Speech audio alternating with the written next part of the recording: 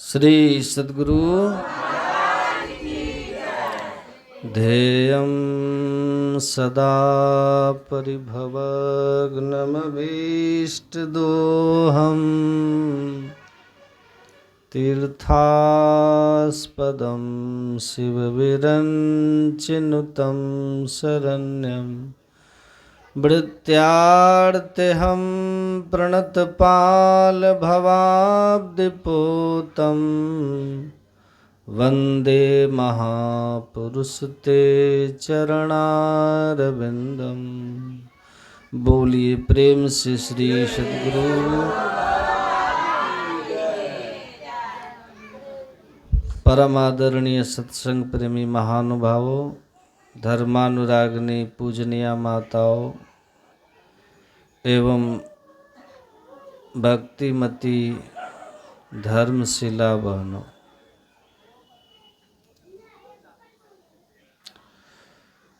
आज हम लोग स्वर्गीय बिंदेश्वरी बाबू के आवास में सत्संग कर रहे हैं। उनकी धर्मपत्नी का क्या नाम है माता जी का? पूज्य मीरा माता जी के आवास में बैठे हैं। हम लोग सत्संग के बिना अपने कर्तव्य को भी नहीं जान पाते। शास्त्र में लिखा है, कोवा अंधः, आदि गुरु शंकराचार्य अपने प्रश्नोत्तरी में कहते हैं, कोवा अंधः मतलब अंधा कौन है? तो उन्होंने कहा कि ही सद असद विवेकः, कहा जिसको सत्य और असत्य का विवेक करने की शक्ति जिसमें नहीं है, जिनमें सत्य असत्य को जानने समझने की शक्ति जिनमें नहीं है, जिनकी बुद्धि इतनी विवेकवती नहीं है कि वह सत्य असत्य को जान सके, वास्तव में वही अंधे हैं। आँख के रहते हुए भी उसे अंधा ही कहा जाता है। तो सत्य और असत्य को जानने समझने, उनके बीच भेद करने की जो बुद्धि में, निर्णय करने की जो बुद्धि में शक्ति आती है, वह सत्संग करने से आती है। बिनु सत्संग विवेक न होई। स्वामी विवेकानंद जी महाराज कहते हैं, the power of discrimination determines the human and animal. ये जो हम लोगों का विवेक शक्ति है, हम लोगों की, यही मनुष्य और पशु में अंतर करती है। मनुष्य कौन है? जिसमें विवेक है। विवेक मतलब सत्य असत्य के बीच रेखा खींच सके, धर्म अधर्म को ठीक ठीक जो जान सके, कर्तव्य और अकर्तव्य का ठीक ठीक जो निर्धारण कर सके। ऐसी जिनके पास मेधा है, बुद्धि है, वही मनुष्य है। और जिनमें ये सामर्थ्य नहीं है, वह कौन है? पशु है। मनुष्य के रूप में पशु है। तो हम लोग सत्पुरुष के संग के अभाव में, सद्ग्रंथों के ज्ञान के अभाव में, सत्संग के अभाव में, मनुष्य शरीर में आकर के भी ज्ञान और व्यवहार की दृष्टि से हम पशु हो सकते हैं, है ना। स्वामी राम तीर्थ कहते हैं कि अगर कभी किसी ने किसी वस्तु को प्राप्त किया है, इसका मतलब है अगर वो वस्तु आज भी है तो दूसरे भी प्राप्त कर सकते हैं। स्वामी विवेकानंद जी कहते हैं ये जो बड़े बड़े संत महापुरुष हुए हैं ये यूनिक नहीं थे। ये भी जन्म लेते समय रोते हुए बच्चे थे, सामान्य थे, बट द बिकॉम यूनिक, लेकिन वे महान हो गए। तो ये महानता उनको कैसे आई, उनमें वो महान कैसे हुए? कोई सामान्य और महान व्यक्ति के बीच अंतर क्या है? तो कहते हैं उसका दो कारण होता है। पहला, द डायरेक्शन ऑफ लाइफ, और दूसरा टाइम मैनेजमेंट्स, जीवन की दिशा और समय की सदुपयोगिता और दुरुपयोगिता। जिनको जीवन की सही दिशा मिल गई और जीवन के सही दिशा मिलने पर अपने जीवन में जो समय है उसका सदुपयोग किया, दिशाएं तो लोगों को मिल जाती है, लेकिन हम उस दिशा पर कितना बढ़ पाते हैं, कितना हम समय उस राइट डायरेक्शन में चलने में देते हैं, ये भी तो एक प्रश्न है। तो कहा कि जो महान पुरुष हुए हैं उनको अपने जीवन की दिशा मिल गई, और दिशा मिलने के बाद जब दिशा मिली तो पूरे प्राण ऊर्जा का उन्होंने उपयोग उस दिशा में आगे बढ़ने में किया, उस लक्ष्य को पाने में किया, और इसलिए वो उसी जन्म में महान हो गए।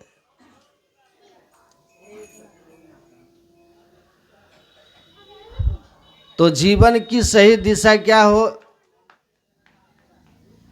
कहते हैं बड़ा से बड़ा बिल्डिंग कागज पर पहले मैप होता है, फिर धीरे धीरे महल बन के आता है सामने, राजमहल बनता है, भव्य इमारत बनता है। महान से महान लोग जन्म के समय रोते हुए बालक होते हैं, बाद में महान शासक कोई होते हैं, कोई महान संत हो जाते हैं। ये सब कैसे हुए? जीवन की दिशा ने किया। कहा जीवन की दिशा ने तय कर दी कि आप जीवन काल आप जीते जी सुखी रहेंगे या दुखी रहेंगे, स्वर्ग जाएंगे या नरक जाएंगे, जीवन की दिशा आपको तय करेगी। और ये जीवन की दिशा जो है ना, कहाँ से मिलता है? ये जीवन को दिशा कौन देगा आपको? हैं? रत्नाकर को वाल्मीकि बनाने वाले कौन है? रत्नाकर और वाल्मीकि एक ही आदमी है ना। ये जीवन की दिशा है जो नारद जी से मिलता है कि ये जीवन की दिशा नहीं है जो तुम पाप करो उसमें कौन सहभागी है। तुम्हारे जीवन की दिशा इधर नहीं है, जीवन की दिशा इधर है, जीवो हम से शिवो हम की यात्रा। राम तीर्थ को महान कौन बनाया? स्वामी राम तीर्थ को कहाँ से बने? स्वामी राम तीर्थ के ऊपर जो रिसर्च बुक है उसमें एक कहानी आती है कि स्वामी विवेकानंद जी महाराज, स्वामी राम तीर्थ जिस कॉलेज यूनिवर्सिटी में मैथमेटिक्स के प्रोफेसर थे, उसी कॉलेज में इनका स्पीच हुआ था, स्वामी विवेकानंद का प्रोग्राम हुआ था, बोलने के लिए उनको बुलाया गया था स्वामी विवेकानंद को। स्वामी विवेकानंद के प्रवचन से स्वामी राम तीर्थ प्रभावित भी हुए, लेकिन जब वो राम तीर्थ, जिनका पूर्व नाम तीर्थ राम था, प्रोफेसर राम, अपने घर भोजन के लिए बुलाते हैं।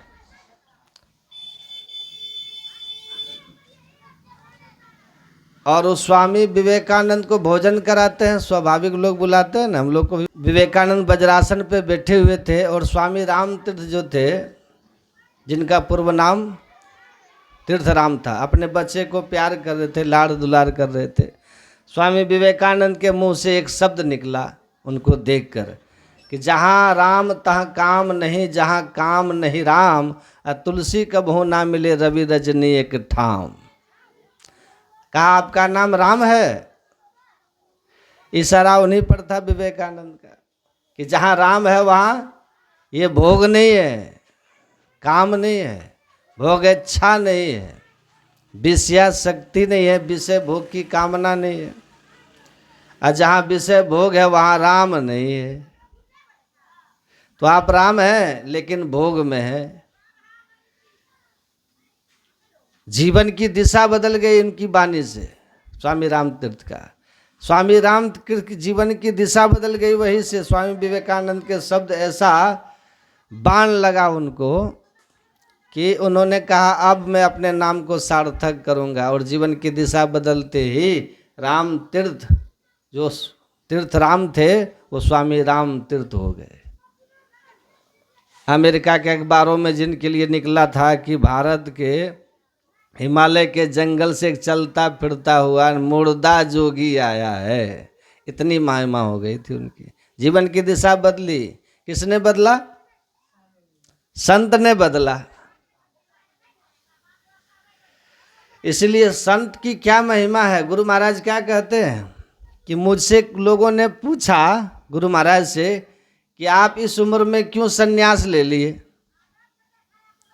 गुरु महाराज ने कहा मैं प्यारी चरण मुखर्जी की पुस्तक में पढ़ा था, फर्स्ट बुक ऑफ रीडिंग में, ऑल मैन मस्ट डाई, सभी लोग अवश्य मरेंगे। ये मेरे मन पर अंकुश का काम किया और मैं चिंतनशील हो गया कि जीवन क्या है।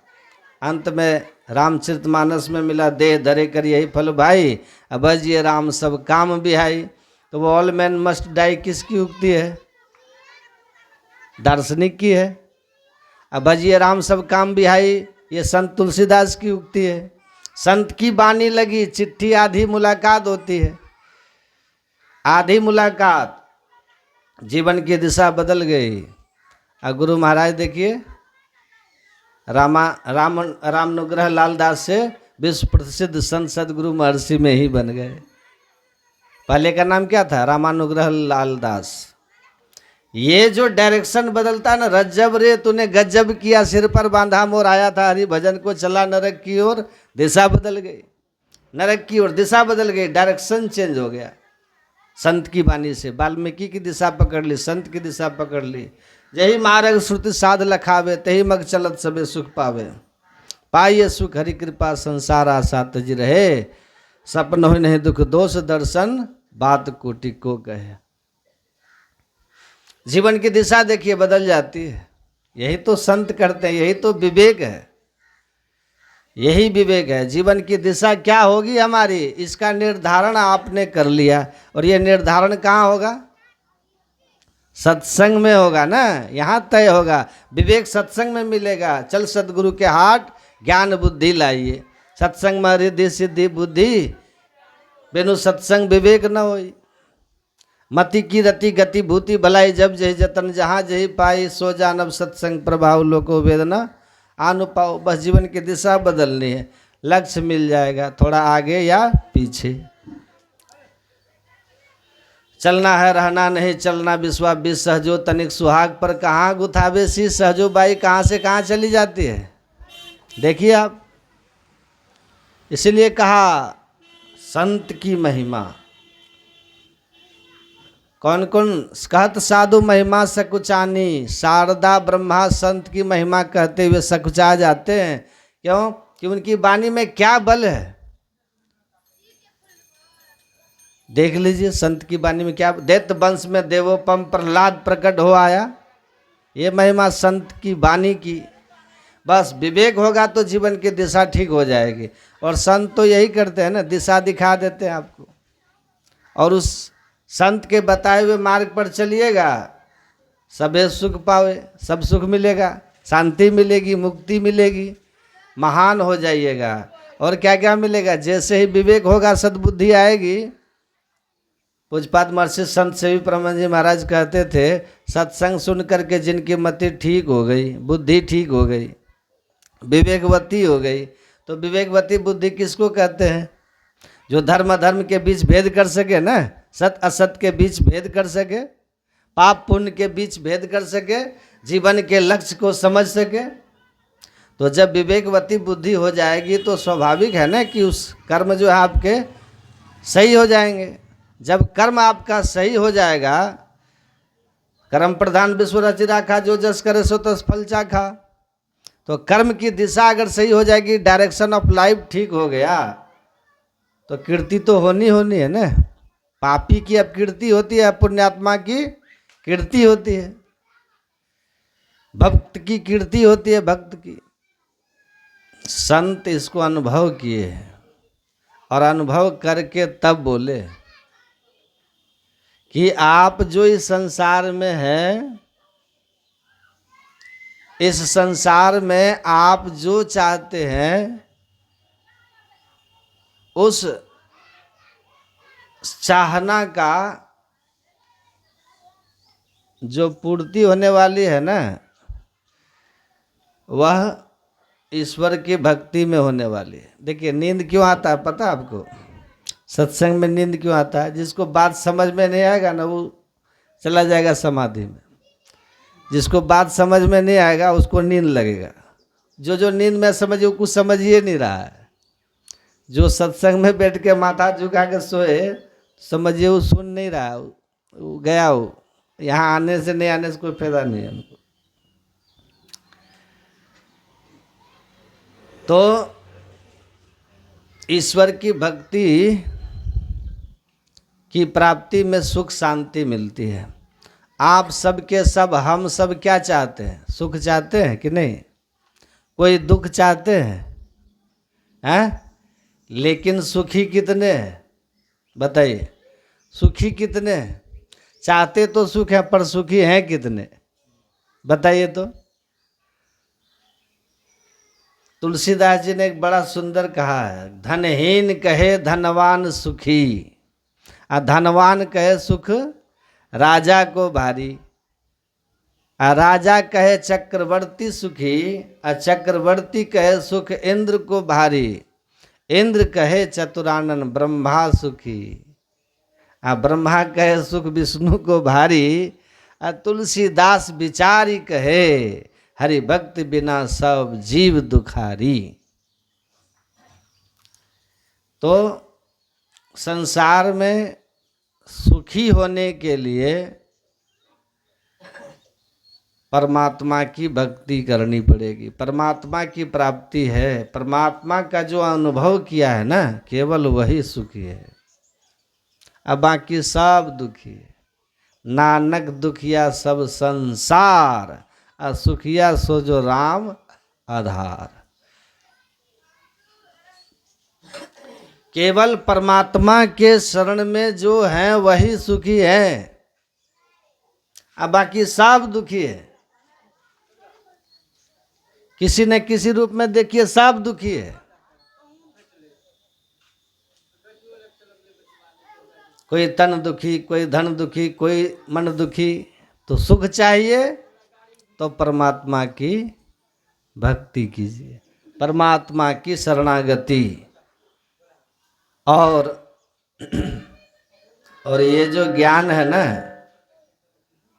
ये बिना सत्संग के होने वाला है।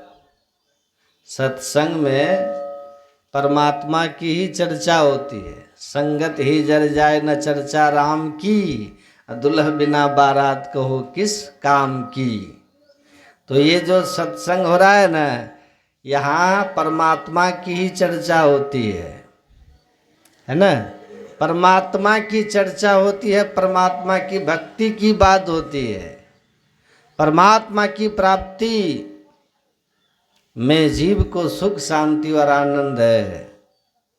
इसके इतर मास फागुन मस्त होय के किए बहुत बनाव हो, आ ऊंचे मलन जड़ित मणिगण सुक्त बहु नहीं पाव हो।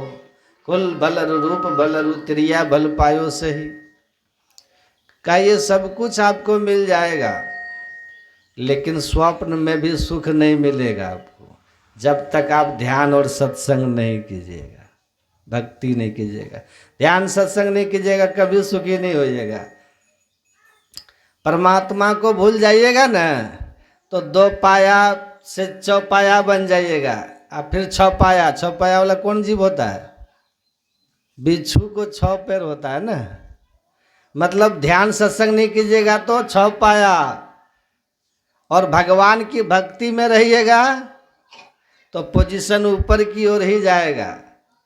भजन में होता आनंद आनंद। लेकिन जैसे कहते हैं ना कि कटहल काटने के पहले तेल लगा लीजिए। कहाँ? कौन तेल? हाथ में। कौन सा तेल? मिट्टी का कि सरसों का? सरसों का। सरसों का तेल हाथ में लगा करके तब कटहल काटते हैं तो लस्सा नहीं लगता है। उसी तरह संसारिक जीवन में आने के पहले आप सत्संग का, अपने अंदर सत्संग और ध्यान ईश्वर भक्ति का जो है ना हृदय में तेल लगा लीजिए। फिर आपको संसार फंसा नहीं सकता है। चौपाया छपाया आपको नहीं बना सकेगा। आपके जीवन में सुख शांति बनी रहेगी, उन्नति होगी। नहीं तो बहुत परेशान हो जाइएगा, ध्यान सत्संग नहीं कीजिएगा ना तो। जीवन सत्संग, इसीलिए कहा सत्संग कीजिए ज्ञान होगा। राजा भर्तृहरि का नाम सुने? उज्जैन में रहते थे। विक्रमादित्य के बड़े भाई थे, बहुत महान राजा, बड़े। बाद में वैराग हुआ उनको। वैराग्य पत्नी के कारण हुआ उनको। तुलसीदास जी को भी पत्नी से ही वैराग हुआ था। तो वैराग हुआ अपनी पत्नी के कारण। गुरु गोरखनाथ जी महाराज के शरण में चले गए, साधना करने लगे। साधना करने लगे, ज्ञान हुआ तो उन्होंने कहा, ध्यान से सुनिएगा, कि जीवन में सबसे जरूरी चीज क्या है? उन्होंने कहा संसार में सबसे बढ़कर क्या है? तो उन्होंने कहा सत्संग। क्या? सत्पुरुष का संग, महापुरुष का संग, संत का संग। इससे बढ़कर के और कुछ भी नहीं है। ये सत्संग से क्या लाभ होता है? गुरु महाराज से किसी ने पूछा था बांका जिला पंजवारा स्टेशन पर कि सत्संग से क्या लाभ होता है? तब गुरु महाराज जी ने कहा आप क्या चाहते हैं? तो कहा हम तो गृहस्थ हैं बाबा, हमारी बहुत तरह की चाहनाएं हैं, बहुत तरह की चाहनाएं हैं। तब गुरु महाराज जी ने कहा कुछ समेट करके कहिए। तो वो लोग चुप हो गए। तब गुरु महाराज जी ने कहा आप सद्बुद्धि चाहते हैं कि कुबुद्धि चाहते हैं? तो कहा सद्बुद्धि चाहते हैं बाबा। कहा आप जस कीर्ति संसार में चाहते हैं कि अपकीर्ति चाहते हैं? तो सब चाहते हैं कि जस हो हमारा।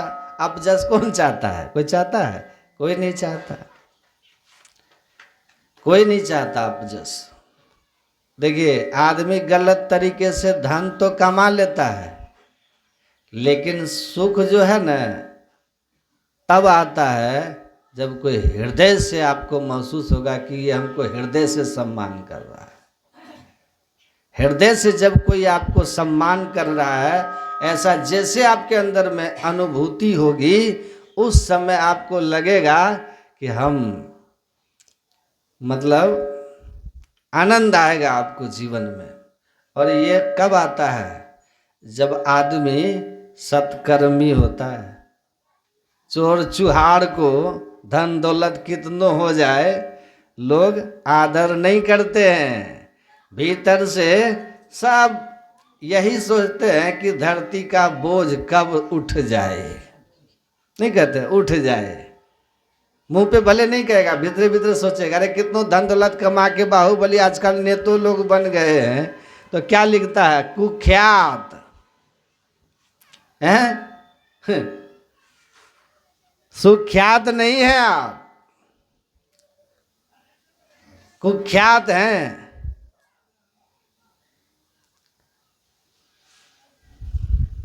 एक आदमी सुधर गए, हमने कहा आप तो सुधर गए, कैसे सुधर गए? क्या बोला जानते हैं? कि बाबा एक दिन बेटा आके हमको बोला कि हमको स्कूल में चिढ़ाता है लोग, तोर बाप चोर है। बोला बोलते बोलते बेटा रोने लगा, हम स्कूल नहीं जाएंगे, हमको बोलता है चोर का बेटा। बोला उसके बाद हम बेटा को वचन दिए कि आज से हम गलत आदमी का संग छोड़ रहे हैं, जैसे होगा अच्छे ढंग से जिएंगे। तो हम बोले चलिए सुधर तो गए न। अपना बेटा का जब आंसू देखे तब सुधरे, तुरंत परिवर्तन हो गया। जिसके बेटा को उठा उठा करके पैसा मांगते थे तब छोड़ेंगे, उस माँ बाप को कितने आंसू बहते होंगे, और वो बेटा कितना रोता होगा अपने माँ बाप से बिछुड़ करके। ये समझ में अब आ रहा होगा आपको, कहा कि हाँ बाबा अब समझ में आता है कि बहुत खराब कर्म किए थे, सुधर गया बेचारा लेकिन पैर टूट गया। जब सुधरा तब पैर टूटा। सही राह पर कोई चले जाए ना तो उसकी सराहना करनी चाहिए। रत्नाकर भी वाल्मीकि बने थे, है ना। रत्नाकर कितने बड़े डाकू थे, लेकिन संत के संग से वाल्मीकि बने थे कि नहीं बने थे? तो दुनिया में सब जस चाहते हैं ना, टटोलिए ना थोड़ा सा करीब जाके अपने भीतर टटोलने के लिए थोड़ा हिम्मत चाहिए, है ना। और वह हिम्मत कहाँ से आती है? जब आप स्वयं सही रहिएगा। स्वयं सही रहिएगा ना तब वो हिम्मत आएगी, क्योंकि उसको आप स्वयं मतलब स्वयं दारू पीजिए, आप बेटा को कहिए कि कोल्ड ड्रिंक मत पियो, खराबी है, मानेगा? सुनेगा बेटा आपका? नहीं सुनेगा। पहले स्वयं सही रहो। पूज्यपाद महर्षि संत सेवी परमानंद जी महाराज थे ना, ट्रेन में जा रहे थे, एक आदमी अपने बच्चे को लेके एडमिशन कराने जा रहे थे, एडमिशन कराने उसको पटना। तो थोड़ी देर के बाद वो आदमी सिगरेट निकाला अपने जेब से और पीने के लिए बाहर जाने लगा, क्योंकि वहाँ पी नहीं सकता था ना। तो पूज्य संत सेवी जी महाराज ने कहा कि आप अपने साथ पूर्णिमा अमावस्या दोनों लेके चलते हैं। तो कहा कि समझे नहीं। कहा पूर्णिमा अमावस्या दोनों नहीं समझे? कहा नहीं। तो पूज्यपाद महर्षि संत सेवी जी महाराज ने कहा कि आप अपने बेटे को ले जा रहे हैं कहाँ? एडमिशन कराने। अपने बेटे को आप ले जा रहे हैं एडमिशन कराने अच्छी जगह, पढ़ेगा लिखेगा, है ना, विद्वान होगा, अच्छी नौकरी हो जाएगी, तो इसका मान सम्मान होगा, धन वैभव हो जाएगा, जीवन सुखी हो जाएगा, जस कीर्ति हो जाएगी। तो पूर्णिमा हो गया ना। और अमावस्या इसलिए बोले कि साथ में आप सिगरेट भी रखे हैं। अब आप सिगरेट पीते हैं, बेटा देख रहा है कि बाबूजी सिगरेट पी रहे हैं, तो बेटे के मन में बैठा रहेगा ना कि सिगरेट पीना चाहिए क्योंकि बाबूजी पीते हैं। अब बच्चा जो है ना अपने माँ बाप का अनुकरण ज़्यादा करता है, क्योंकि वहीं उसकी श्रद्धा रहती है। जिनकी जहाँ श्रद्धा है वो उसी बात को वो पकड़ेगा, उसी का अनुकरण करता है। तो अब अनुकरण करेगा आपके सिगरेट का, सिगरेट पिएगा तो सिगरेट पीना सीख जाएगा। पहले आपके जेब से पैसा चुराएगा, अब बाद में हॉस्टल जा करके अपने दोस्तों के जेब से चोरी करेगा, है ना। सिगरेट पीने लग जाएगा तो और भी गंदी आदतें आएगी, क्योंकि संग जब एक दोस्त आता है ना तो दो चार दोस्त लेके आता है, फिर धीरे धीरे और दोस्त आएगा, तो जेब कतरा से थोड़ा बड़ा चोर बन जाएगा। हो सकता है अपराधियों के संग बड़े नशे का लत हो जाए, पड़ जाए, फिर अब बड़े अपराधी का संग करके बड़ा अपराधी बन जाएगा, जेल जाएगा, पुलिस की मार खाएगा, हैं, हो सकता है इनकाउंटर भी हो जाए। तो इसका जीवन जो है अमावस्या अर्थात अंधेरा हो जाएगा।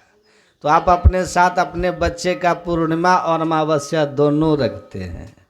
देखिए वो उसी समय सिगरेट को ऐसे मरोड़ दिया, अब मरोड़ करके एकदम से बाहर खिड़की से फेंक दिया। कहा कि अब केवल पूर्णिमा रहेगा, अमावस्या अपने बेटे के जीवन में अमावस्या की छाया भी नहीं आने दूंगा। तो संत कई वाणी है, तो कौन चाहता है? सब सम्मान भीतर से सब चाहते हैं कि लोग हमको अच्छा कहें, हमारी कीर्ति हो। लेकिन संग दोष के कारण एक बार स्लिप कर जाते हैं, अब कीर्ति हो जाती है, उसके बाद जीवन में कुछ रह ही नहीं जाता है। तो उन्होंने कहा कि क्या चाहते हो? अच्छी मति कीर्ति चाहते हो? अब कीर्ति तो कोई नहीं चाहते। मरने के बाद नरक जाना कोई चाहते हैं? नीच जोनी में जाना चाहते हैं या सदगति पाना चाहते हैं? कहा महाराज क्यों चाहेंगे हम दुर्गति में जाएं, सदगति चाहते हैं। धन ऐश्वर्य चाहते हैं कि भिखमंगा बन के रहना चाहते हैं? कहा कि हम लोग तो इसको सबसे ज्यादा चाहते हैं ना, हैं? इसके लिए तो बहुत टाइम रहता है गृहस्थ लोगों के पास, सत्संग के लिए टाइम ही नहीं होता, टाइम ही नहीं होता। तुमको लीवर का महत्व मालूम है, हार्ट का महत्व मालूम है, तो तुरंत भाग जाओगे कि मर जाएंगे, जीवन खत्म हो जाएगा अगर कुछ हो गया तो। इसलिए तुरंत छुट्टी लेके बेड रेस्ट में चले जाओगे। तुमको सत्संग का महत्व मालूम नहीं है। जब कोई काम नहीं रहेगा तब सत्संग में जाएंगे, और नहीं तो काम आ गया तो सत्संग नहीं करना है, ड्यूटी करनी है, काम करना है। अरे बेवकूफ़ आदमी लोग, तुमको मालूम है कि सत्संग किए बिना अगर दुनिया से चले गए ना, तो किडनी और लीवर फेल होके अगर मर भी गया सत्संग करके, तो फिर मनुष्य ही बनोगे, फिर मनुष्य बनोगे। लेकिन बिना सत्संग किए मर जाओगे ना, बहुत धन कमा करके भी तो आदमी तो नहीं बनोगे, कीड़े मकोड़े बन जाओगे, कुत्ता बिल्ली के जोनी में चले जाओगे। सत्संग के महत्व को समझिए, समझिए। ये तो नित्य प्रति सत्संग कर ले प्यारा। जैसे भोजन आपके लिए जरूरी है, वैसे भजन भी आपके लिए जरूरी है, भजन जरूरी है। महात्मा गांधी जी थे ना, उनके पास मिलने के लिए आए एक वकील, तो गांधी जी के बारे में उनको पता चला गांधी जी ध्यान कर रहे हैं। गांधी जी ध्यान करके निकले, तब उस वकील ने कहा कि आप कितना देर रोज़ ध्यान करते हैं? तो महात्मा गांधी ने कहा कि सुबह शाम से 3 घंटा तो कर ही लेता हूँ, 3 बार करता हूँ, त्रिकाल संध्या करता हूँ। उस समय गांधी जी बम्बई हाई कोर्ट में वकालत करते थे, वकील थे। तो वो जो वकील थे ना, कहा कि सुनिए गांधी जी, ये जो रोज़ आप 3 घंटा ही ध्यान में लगाते हैं, फालतू सत्संग ध्यान में, ये 3 घंटा आप ठीक से कानून की किताब स्टडी कीजिएगा तो आप ज़्यादा से ज़्यादा नॉलेज गेम कर लीजिएगा, 1-2 केस ज़्यादा बहस कर लीजिएगा, आपको ज़्यादा पैसा मिलेगा। तो महात्मा गांधी ने कहा आप रोज़ चाय नाश्ता और भोजन में कितना देर लगाते हैं? तो कहा कि एक सुबह जलपान करते हैं, 4-5 बार चाय पीते हैं, शाम में थोड़ा जलपान करते हैं, दोपहर का भोजन, रात का भोजन, 3 घंटा से तो ज़्यादा ही लग जाता है हमारा भोजन, जलपान, चाय नाश्ता आदि में, क्योंकि गपशप भी चलता है। तो गांधी जी ने कहा आप भी ये भोजन जलपान को बंद कीजिए और केस स्टडी में समय दीजिए, बहस में समय दीजिए, तो आप भी ज़्यादा से ज़्यादा पैसा और कमा लीजिएगा। तो वकील साहब ने कहा है कि बिना खाए बहस कैसे करेंगे, भोजन कैसे बंद कर सकते हैं, शरीर में बल नहीं रहेगा तो बहस कर पाएंगे? तब महात्मा गांधी ने कहा जैसे भोजन करते हो ना, शरीर में बल आता है, वैसे सत्संग और ध्यान करने वाले का मनोबल और आत्मबल बढ़ता है, उसका लोक और परलोक दोनों सुखी हो जाता है। नहीं तो शरीर स्वस्थ रहेगा, परलोक नसा जाएगा, परलोक नसा जाएगा। तो आपको सद्गति चाहिए तो सत्संग कीजिए। धन ऐश्वर्य चाहिए, देखिए ऐसा नहीं है कि सत्संग से धन नहीं मिलता है, धन भी मिलता है। लेकिन बहुत लोग कहते हैं, है बाबा सत्संग में जाने से हमारा पेट भरेगा। पशु का पेट और माथा देखिए दोनों बराबर होता है, देख लीजिएगा गाय भैंस को। आदमी का पेट बहुत नीचे, दिमाग ऊपर होता है। हो आदमी हो के पेट के बारे में सोचते हो, कैसा आदमी है जी। पेट भर की चिंता तो पशुओं को होती है, मनुष्य को पेट का ही केवल चिंता होता तो चंद्रमा और मंगल पर पहुंचता हो। और विज्ञान कितनी बड़ी बड़ी खोज कर पाता। खाने भर के लिए तो बहुत कुछ है, हैं? कमाल है लोग, बड़ी छोटी सोच है लोगों की। पेट तो आराम से भर जाएगा। अभी जो मीराबाई सत्संग करा रहे मीरा माता जी, केवल पेट की बात हो तो सत्संग में यहाँ भोजन मिलेगा कि नहीं मिलेगा? भंडारा तो करवावे करेगी। तो आप बहुत छोटे सोच के हैं। पेट भर जाएगा, बड़ी छोटी सोच है। सत्संग में तो पेट भरवे करेगा, धन भी होता है।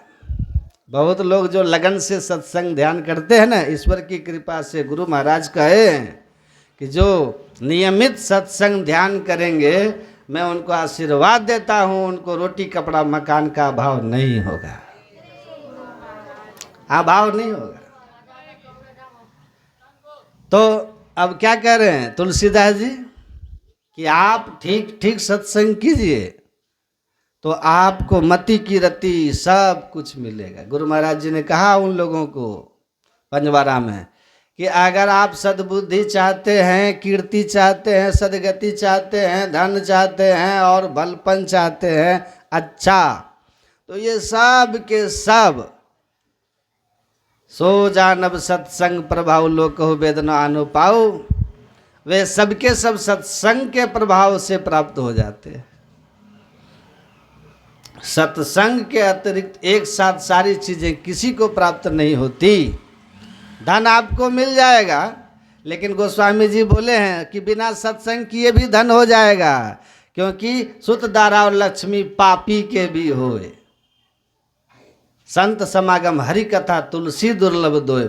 आप पाप के मार्ग से धन तो संग्रह कर सकते हैं, लेकिन क्या पाप के रास्ते से कीर्ति हो सकती है? नहीं हो सकती है। पापी आदमी की सदगति हो सकती है? नहीं हो सकती। पापी आदमी को कोई भला कहेगा? नहीं कहेगा।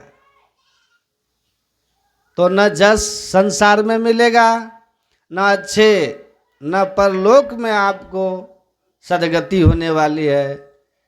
दोनों जगह, लोक और परलोक दोनों जगह सुख का अगर कोई राह है तो वह रास्ता यही है, सत्संग है। इसलिए वेद भगवान ने कहा मनुष्य हो तो बुद्धि योग करो, सत्संग करो। ईश्वर का तत्व ज्ञान प्राप्त करने के लिए पहले बुद्धि योग करो। उपनिषद में लिखा है, उसमें लिखा है कि जो विवेकहीन है, मतलब विवेक जिसके पास नहीं है, वो पशुवत है। मनुष्य और पशु दोनों में जो अंतर है ना, वो क्या है? विवेक के कारण है। अगर आपके पास विवेक है तो मनुष्य हैं, अब विवेक नहीं है, तत्व अज्ञानात भेकीवत, मतलब तत्व ज्ञान से विहीन अगर हैं, विवेक से विहीन हैं, ऐसे व्यक्ति पशु के समान होते हैं। स्वामी विवेकानंद जी महाराज के भी साहित्य में है, मनुष्य और पशु में अंतर करने वाला यही विवेक शक्ति है। विवेक है तो मनुष्य है, विवेक नहीं है तो मनुष्य नहीं है। वो केवल यही पेट के स्तर पर सोचेगा। इंद्रियों के स्तर पर जो भी सोचता है वो सब पशु है। जो इंद्रिय सुख तक की ही केवल चिंता करता है वो पशु है। समझ जाइए, पशु है। मनुष्य रूपेण मृगाश्चरन्ति। जो इंद्रिय सुख से ऊपर उठने की कोशिश कर रहा हो, इंद्रिय सुख से ऊपर का चिंतन कर रहा हो, कहा वही मनुष्य है। परमात्मा का जिनका चिंतन नहीं, परमात्मा का भजन जिनको नहीं, वो पशु के समान है। इसीलिए महापुरुष लोग कहते हैं कि सत्संग से बहुत लाभ होता है। भर्तृहरि कहते हैं कि जाड्यम धियो हरति। ये जो बुद्धि में जड़ता है ना, जो इंद्रिय सुख में लोग उलझे हुए हैं, इंद्रिय सुख में बढ़िया बढ़िया भोजन मिले, चाहे जो हो जाए, है ना, जैसे भी हो, स्वाद मिलता है पशु मार के खाने में, खा लो ना, खा जाओ। परवाह नहीं करनी है कि उसको क्या कष्ट होता है, हैं? अपनी उंगली भी कांटा चुभ जाए तो कितनी परेशानी होती है। अब मांस जो खाता है वो बिना मुर्गा को, बकरा को मारे खाता है, उनको कितना कष्ट होता है। और जब किसी को तड़पा करके तुम सुखी स्वाद ले रहे हो, तो उसकी तड़प जिस दिन कर्म फल बनकर जीवन में आएगा, उस दिन आपको जब तड़पना पड़ेगा ना, तो उसका हिसाब बहुत मुश्किल से देना पड़ेगा। बहुत मुश्किल पड़ जाएगा उस समय, बड़ा मुश्किल हो जाएगा। इसीलिए ध्यान से सुन लीजिए। कहते हैं कि बुद्धि में जो जड़ता है ना, कि हम इस संसार में आए हैं तो यावत जीवेत सुखम जीवेत, पाप पुण्य का ख्याल नहीं करना है, जैसे भी हो लूट मार के लाओ और खाओ पियो मौज करो। ये बुद्धि में जो जड़ता है ना, अविवेक है, इस बुद्धि की जड़ता को सत्संग क्या करता है? हरण कर लेता है, दूर कर देता है। जाड्डम धियो हरति, विवेकी बना देता है। बिनु सत्संग विवेक न होई। तीरथ संत समाज आत्मा गंग है, तट है शील स्नेह अरुदया तरंग है, निर्मल नीर गंभीर ज्ञान धारा बहे, अरे हारे पलटू गुरु दरिया में नहाए तो दुर्मति ना रहे। ये दुर्मति दूर हो जाएगी, आपकी कुबुद्धि दूर हो जाएगी, बुद्धि की जड़ता का हरण हो जाएगा, विवेक हो जाएगा, बुद्धि निर्मल हो जाएगी। तो महापुरुष लोगों ने कहा, भर्तृहरि कहते हैं बुद्धि की जड़ता को हरता है, सिंचति वाच शक्यम, और वाणी को सत्यता से सिंचित कर देता है। मतलब सत्य बोलने लग जाते हैं हम, झूठ छोड़ देते हैं।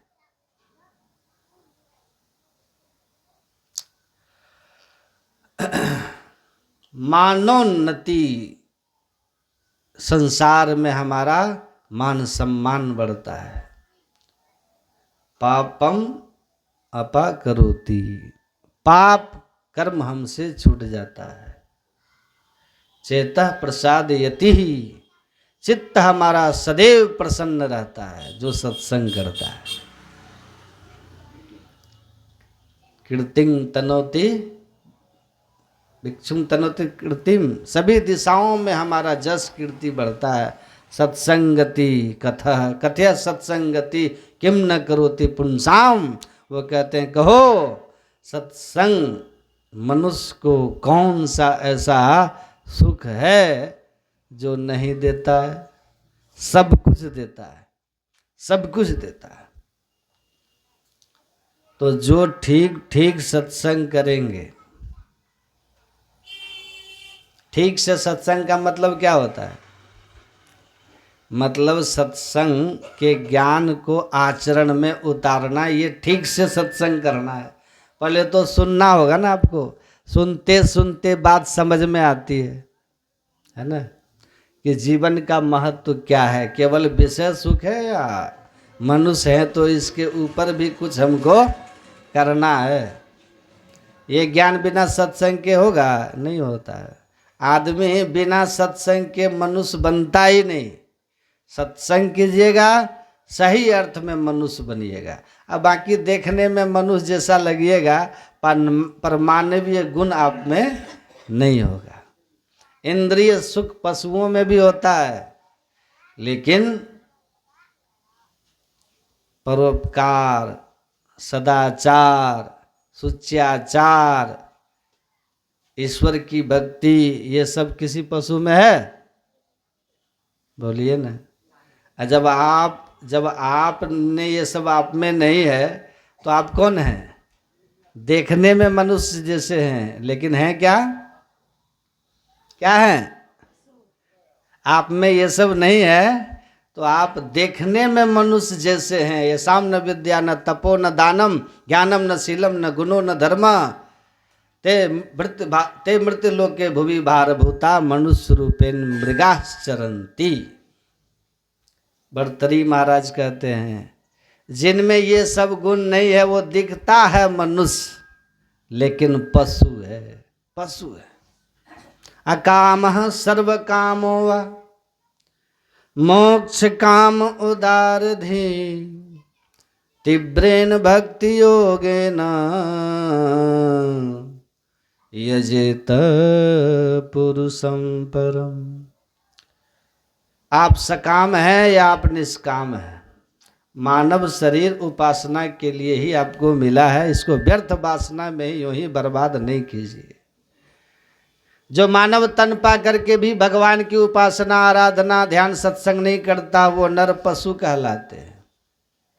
पुरुष पशु, ऐसे पुरुष पशु की प्रशंसा 4 पशुओं के द्वारा की जा रही है। ध्यान से सुनिएगा, ध्यान से सुनिए। नर पशु के प्रशंसक 4 पशु कौन हैं? स्वभिट बरा होष्ट खरई संस्कृत पुरुष पशु। स्वभिट बरा होष्ट खरई, सबसे पहला प्रशंसक है श्वान। श्वान मतलब कुत्ता। ये किसकी तारीफ करता है? कुत्ता। जब हम छोटी छोटी सी बातों पर आपस में लड़ने लगते हैं, झगड़ने लगते हैं ना, गाली गलौज करते हैं, तो कुत्ता जब हमको झगड़ते देखता तो मन में खुश होता है कि भाई शकल सूरत भले ही हमसे न मिले पर स्वभाव तो हमारे ही खानदान का मिल रहा है। दूसरा कुत्ता दूसरे मोहल्ले से निकल नहीं सकता है, कोई लड़ाई नहीं झगड़ा नहीं, फिर भी सब हाथ धो के पीछे पड़ जाते हैं अनावश्यक। तो ऐसे लोगों से कुत्ते बहुत खुश होते हैं अपना सजातीय गुण देख करके, जो लड़ाई झगड़ा करते हैं ना। दूसरा प्रशंसक कौन है आपका? विटबरा। ग्राम में सुअर, सुअर जानते हैं ना, विष्ठा भोगी, जिनका जीवन का एक ही लक्ष्य है पेट भरो। कहीं से भी मिले, कुछ भी मिले, कैसे भी मिले, झूठ बोल करके मिले, धोखा दे के मिले, ठग के मिले, पर पेट भरो। ऐसे लोगों से सुअर प्रसन्न होते हैं। खाते खाते अन्न से पेट भर गया तो चारा खाने लग गए लोग, कोयला खाने लगे, जो मिल जाए सभी खा जाते। ऐसे लोगों को देख करके विटबरा सुअर कहता भाई हम भी पेट भर रहे हैं और ये भी पेट भर रहे हैं। देखिए हम लोग पापी पेट के नाम पर कितना पाप करते हैं, नहीं करते हैं? हम तो उन पशुओं से भी गए गुजरे हैं। पशु यदि किसी के घर में या किसी के खेत में चरेगा, कुछ खाएगा तो उतना ही खाएगा जितना पेट में बन जाएगा। उससे ज़्यादा घोटाला पशु नहीं कर सकता है, कर सकता है? पर हम लोग पापी पेट के नाम पर 7-7 पीढ़ियों की व्यवस्था बनाने में लगे रहते हैं। पूरे देश को भी खा करके डकार नहीं लेते। इतना बड़ा पेट हम लोगों का बन चुका है। तो वो बिटबरा सुअर ऐसे पापियों की प्रशंसा करता है जिनके जीवन का कोई उद्देश्य ही नहीं है, कोई लक्ष्य ही नहीं है, केवल पापी पेट के लिए जी रहा है।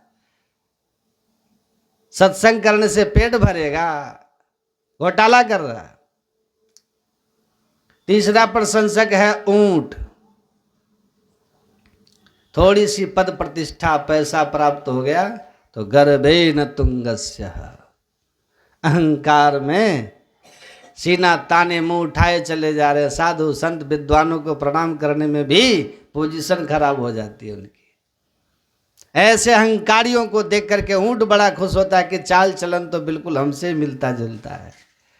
ऊंट भी ऐसे मुंह उठा के चलता है, देखे आप लोग, इसलिए वो तारीफ करता है ऐसे अहंकारियों की अपना सजातीय गुण देखकर। चौथा प्रशंसक है गधा, खर। गधा किसकी प्रशंसा करता है? गधा के समान परिश्रमी कोई नहीं है। कितनी मेहनत करता है देखते हैं, मिट्टी ढोता है, ईंट ढोता है, जो लाद दो सब ढोता रहता है, जिंदगी भर ढोता है। पर जिसके लिए वो इतना जीवन भर परिश्रम करता है, वही एक दिन जब वो गधा उसकी सामर्थ्य नहीं रह जाती ढोने की, तो डंडा मार के भगा देता है। हैं? क्यों? ये गधा अब ढोने लायक नहीं रहा, तो मार के भगा देता है। हैं? आज तक किसी गधे को कोई पुरस्कार मिला कि वाह भैया तुम जैसा मेहनती कोई नहीं मिला? इतना परिश्रम करने के बाद भी बेचारा गधा का गधा ही रहा। कोई सम्मान, कोई पुरस्कार नहीं मिला गधे को आज तक। तो गधा भी कहता है जैसे हम भार ढोते रहे वैसे तुम भी ढोते रहो। जिंदगी भर जिनके लिए भार ढोओगे, कोई तुम्हें धन्यवाद या तुम्हारा ऋणिया बनने वाला नहीं है, बल्कि जब उनका भार ढोने में अक्षम हो जाओगे तो वही धक्का मार के घर से भगा देंगे। जाओ पिताजी हरिद्वार, वहाँ जाके भजन करो, रात भर खांसते हो न सोते हो न सोने देते हो। पूरे घर में अशांति तुम्हारे कारण से है, जाओ हरिद्वार भजन करो वहाँ। तो जिसने जीवन भर घर का भरण पोषण करके आपको लालित पालित करके तुम्हारे जीवन का बोझा ढोया, वही हमको आज बोझा लगने लगते हैं। यदि ऐसा न होता तो ये वृद्धाश्रम नहीं खुलता। समझ रहे बात? सामर्थ्यवान होकर के भी आजकल के संतान आज माता पिता को बोझा समझ कर घर से निकाल देते हैं। जब माता पिता ही बोझा लगते हैं तो गौ माता को कौन संरक्षण देगा और हम आपको कौन सेवा करेगा, जब जन्म देने वाले माँ की सेवा नहीं हो रही है। इतनी स्वार्थ की पराकाष्ठा पर लोग पहुंच गए। तो पशु की तरह अगर आप हैं, जहाँ किसी संबंध, रिश्ता, व्यभिचार, अपने बच्चों के प्रति कर्तव्य, अपने माता पिता के प्रति कर्तव्य का भाव नहीं है, तो क्या है? आप पशु हैं। बगल में पशु बच्चे को जन्म दे देती है, गाय भैंस, पशु बड़ा हो जाता है, जन्म देने वाली माँ बूढ़ी है, बीमार है। पशु को मतलब होता है बच्चे को पशुओं में कि माँ बीमार है घास लाके दे दे? कुछ नहीं। मर भी गई तो उधर अपना खा रहा है, कोई फर्क नहीं पड़ता पशुओं में। ये पाशविक प्रवृत्ति है और ऐसी प्रवृत्ति हमको नहीं होना है। हमको हम दो हमारे दो नहीं, हम दो हमारे दो। जो हम दो को जन्म दिया वो क्या काशी मथुरा हरिद्वार जो, वो कहाँ जाएंगे जो हम दो हमारे दो को जन्म दिया? तो बहुत अधिक नहीं कहना चाहता हूँ, मन अच्छा नहीं लगता, मन को अच्छा नहीं लगता, दुख होता है। थोड़ा बहुत स्वभाव नहीं जमता है सास ससुर का तो सीधा अलग होने का प्रस्ताव आता है, नहीं होता है? सोचिए, अलग होने के बाद वो बूढ़े माँ बाप कैसे जिंदगी गुजारते हैं? जिस माँ ने बचपन से पाल पोस के तुमको बड़ा किया, अंगुलियां जलती थी फिर भी गरम गरम रोटी पूड़ी बना बना करके खिलाई, आज वो बुढ़ापे में माँ अपने हाथों से रोटी सेक रही है। सुबह का भोजन शाम को करती है, शाम को बचा हुआ अगले दिन खाती है। इसमें बहुत नाम होता है बेटा और बहू दोनों का, और किसी से मतलब नहीं है। लेकिन एक स्त्री को तो दूसरी स्त्री का दर्द समझना चाहिए, एक माँ को तो दूसरी माँ की पीड़ा समझनी चाहिए।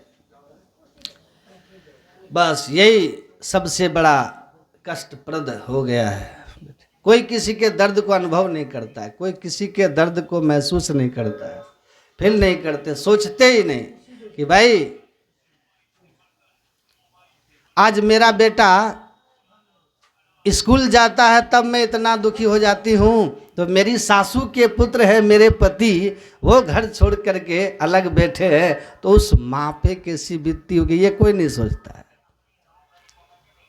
आज मैं अपने बेटे के लिए कल्पना कर रही हूँ कि मेरा बेटा बड़ा होगा, बहू लाएगा, मैं देखूंगी मेरे बेटे बहू दोनों घर में रहेंगे, मेरे को भोजन बना के देगी बहू, मैं उनको देखूंगी, वो मेरी सेवा करेंगे। आज आप ऐसी कल्पना के सोचो, आपके सास ने भी तो ऐसी कुछ कल्पना की होगी।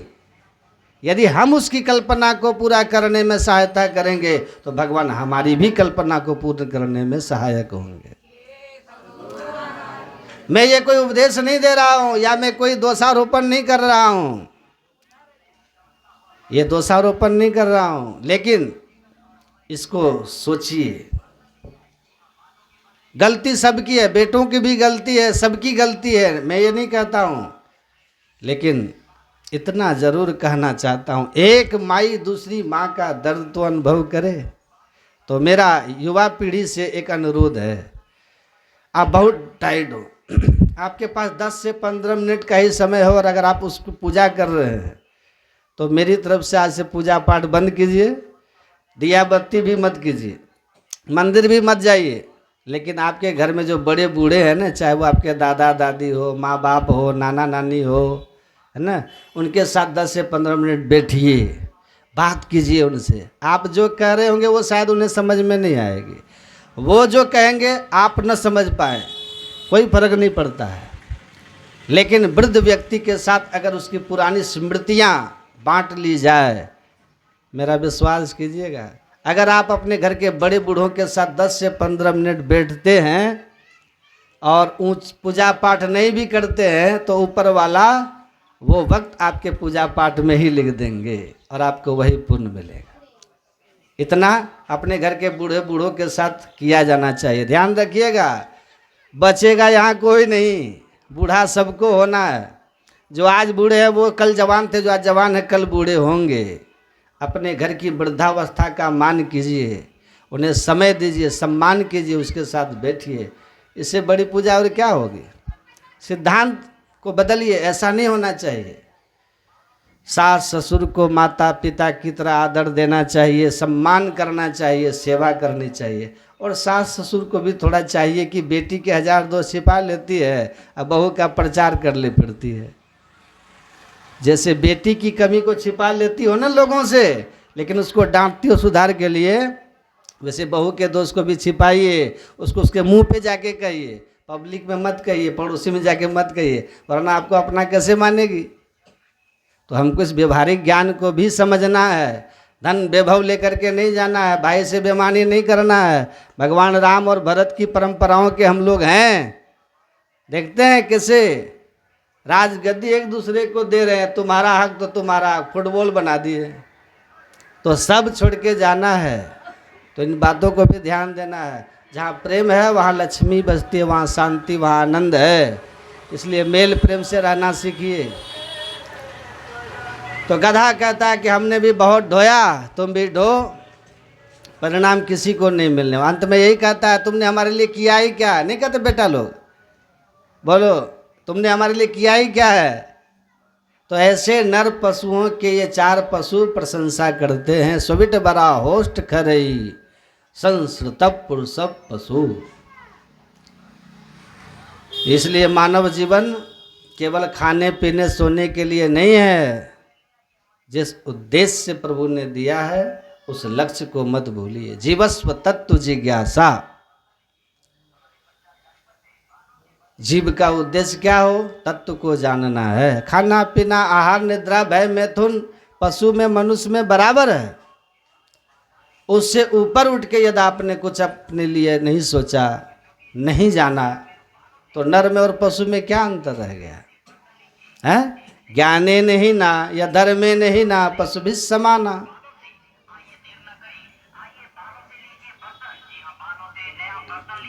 देखिए,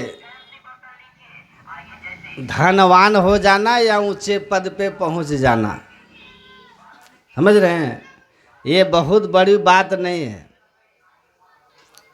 सुत दारा और लक्ष्मी पापी के भी होए। तो आप बड़े पद पे जा सकते हैं पाप के रास्ते से, आप धनवान भी हो सकते हैं पाप के रास्ते से, हो सकता है आप बहुत ऊंची ऊंची डिग्री पाए हुए विद्वान भी हो सकते हैं, है ना। लेकिन अच्छा इंसान होना ये बहुत बड़ी बात है। यह आप एक अच्छे इंसान है ना।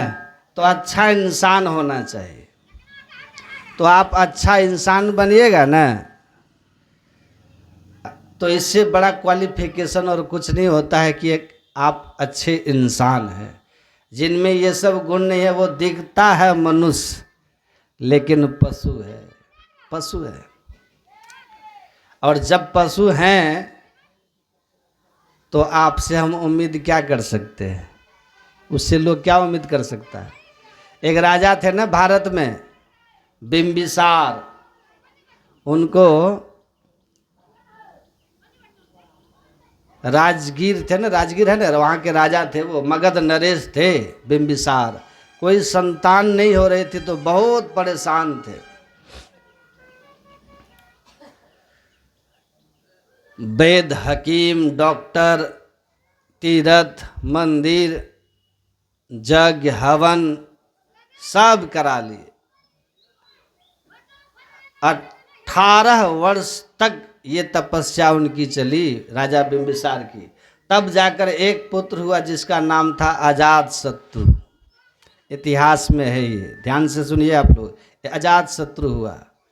अजातशत्रु बड़ा ही महत्वाकांक्षी राजा था, नवयुवक था। आसपास के देशों को वो बर्दाश्त नहीं कर रहा था कि हमारे अगल बगल में कोई राजा स्वतंत्र होकर के है। वो चाहता था कि सबको हम अपने बस में करके सबका हम सम्राट हो जाए। लेकिन बिंबिसार जो थे ना, उनके पिता, वो कहते थे अपने राज्य की प्रजा को सुख शांति देना हमारा कर्तव्य है, दूसरों के सीमाओं की ओर हम न देखें। जब हम पर वो हमला करेंगे तो मुंह तोड़ जवाब देंगे। पिता की नीति दूसरी थी, जो भारत सरकार की नीति रही है शुरू से। लेकिन पुत्र की नीति अलग थी, हड़पने वाली, छीन वाला। तब सोचा कि पिता हमारी बात मानेंगे नहीं, ये है राजा, और अब कब तक मैं इनको झेलता रहूं? जब ये मरेंगे तब ना हम राजा होंगे। एक दिन उसने क्या किया अजातशत्रु ने, कि अपने सेनापति को मिला करके और अपने पिता को उसने कैद कर लिया और कह दिया कि राजा अब अधिक बीमार हो गए हैं, इसलिए अभी राज्य का संचालन जो है, बड़े, एक ही पुत्र था अजातशत्रु, राजकुमार युवराज अजातशत्रु अब राज्य का देख रेख करेंगे, इन्हीं का आदेश चलेगा। और वो बीमार है, उनको कैद कर लिया। कैद करके रखा था एकदम गुमनाम जगह पर। मिलने का आदेश केवल उनकी माताजी को था और उनसे कोई नहीं मिल सकता था। कड़ा पहरा था। और मन में सोचा कि बूढ़ा को जल्दी से मार दें, तो कहा कि इसको भोजन वोजन मत दो, भूखे प्यासे मर जाएगा जल्दी से जल्दी। तो अपनी माताजी को केवल कहा तुम मिल सकती हो। तो उसकी माँ जाती थी ना मिलने, तो चादर ओढ़ के जाती थी, तो भोजन उसमें छिपा करके ले जा करके खिला देती थी। तो गया देखने अपने बाप को, तो देखता बाप है तो बूढ़ा एकदम अभी ठीके ठाक है, एक सप्ताह तक में तो भूखे प्यासे शरीर हिल जाना चाहिए इनका। तो अंगरक्षकों से पूछा तो कहा कि राजमाता आती है, हम लोगों को कहती है पति से हमें अपने दुख सुख की बात करनी है, तुम लोग दूर चले जाओ। हम लोग दूर चले जाते हैं, पता नहीं वो चादर में कुछ लाती हो। तो उसने अपनी माँ को कहा कि माँ आप चादर ओढ़ करके नहीं जा सकती, है ना, चादर ओढ़ के नहीं जा सकती। तो वो ऐसे ही आती थी। वो क्या करती थी ना कि पेट में शहद लेप लेती थी, आंचल से ढक कर जाती थी, वही उसके पति शहद चाटते थे। कितना दिन जीते बेचारे। एक दिन ऐसा हुआ कि मर गए, लेकिन संजोग ऐसा था कि जिस दिन मरे उसी दिन अजात शत्रु को एक बेटा हुआ, दोनों एक साथ हुआ। ध्यान से सुनिएगा। अजात शत्रु उस समय वहाँ थे नहीं, बाहर में थे। मंत्री गया, जाके कहा महाराज आपके लिए 2 समाचार जरूरी था, इसलिए आ गया सुनाने के लिए। कहा कि क्या समाचार है? कहा एक दुखद है और एक सुखद है। पहले कौन सुना दूं? तो राजा अजात शत्रु ने कहा पहले सुखद सुनाओ, दुखद बाद में सुनाना। तो कहा महाराज की जय हो, महारानी ने पहले संतान के रूप में राजकुमार को जन्म दिया है, बेटा हुआ महाराज आपको। खुश हो गया। 2 साल हुए थे शादी के और 2 साल में ही बेटा हुआ, खूब खुश हो गया। पहले तो जो वो हार वगैरह था मंत्री को दे दिया, जाओ एकदम लो समाचार सुनाए हो। तो अब कहने लगा कि राजकुमार के जन्म की खुशी में 1 सप्ताह तक राज्य में सबको छुट्टी दे दो। राज्य में 1 सप्ताह छुट्टी, सब बंद रहेगा, जाओ सब पिकनिक करो। कहा खजाना खोल दो, गरीब को दान करो, ब्राह्मण को दान करो, साधु संत को दान करो, बुलाओ पुरोहितों को, यज्ञ करवाओ, सत्संग करवाओ। बस यही सब बोलते जा रहा है अजात शत्रु। तब मंत्री को लगा कि पुत्र की प्राप्ति की खुशी में जो है राजा भूल ही गए कि एक और समाचार है।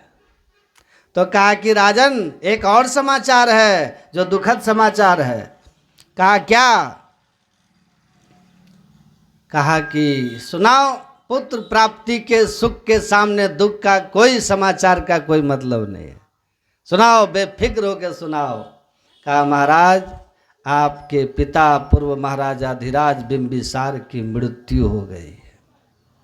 और जैसे सुना ना बिंबिसार की मृत्यु हो गई है, एकदम से लगा जैसे बिजली गिर गई है।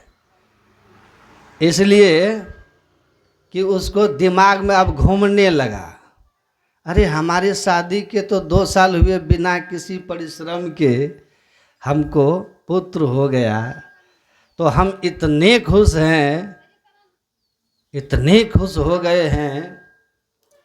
और जब 18 साल तक तीर्थ में साधु महात्माओं, वेद हकीम, यज्ञ जो जो बताया गया, उपवास व्रत, वो सब कुछ मेरे माता पिता करते रहे मेरे लिए, और तब जाकर के मेरा जन्म हुआ।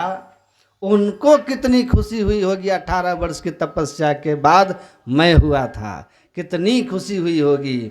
और जब मैं उनको पकड़ के जेल में डाल दिया और भूखे रख करके मैं उनको तड़पा तड़पा के मारा, तो उनको याद आता होगा कि यही नालायक के लिए हम इतना कुछ किए थे। कितना उनको हृदय पर चोट पहुंचता होगा। बड़ा दुख हुआ अजात शत्रु को, बहुत दुख हुआ उनको, एकदम चुप हो गया। उसके बाद बस मंत्री को इतना ही कहा कि सब स्थगित करो, राजकीय शोक की घोषणा कर दीजिए। पिता मर गए, राजकीय शोक की घोषणा कीजिए, कोई यज्ञ हवन व्रत, अब कोई दान पुण्य नहीं होगा, कोई उत्सव नहीं होगा, राजकीय शोक की घोषणा करो। एकदम शॉक्ड हो गया अजात शत्रु। अब उसको बस इतनी ही बात याद आती थी कि पिता के दिल पर क्या बीत रहा होगा, क्योंकि बाप बन के अब समझ में आ गया था, बाप बन के अब समझ में आ गया था कि पुत्र की प्राप्ति का क्या सुख है। वो 18 वर्ष की तपस्या थी मेरे माता पिता की। जब शांत हो गया अजात शत्रु, राज्य में रुचि नहीं उसको लगने लगा, महापाप किया हूं मैं, कोई प्रायश्चित नहीं है इसका।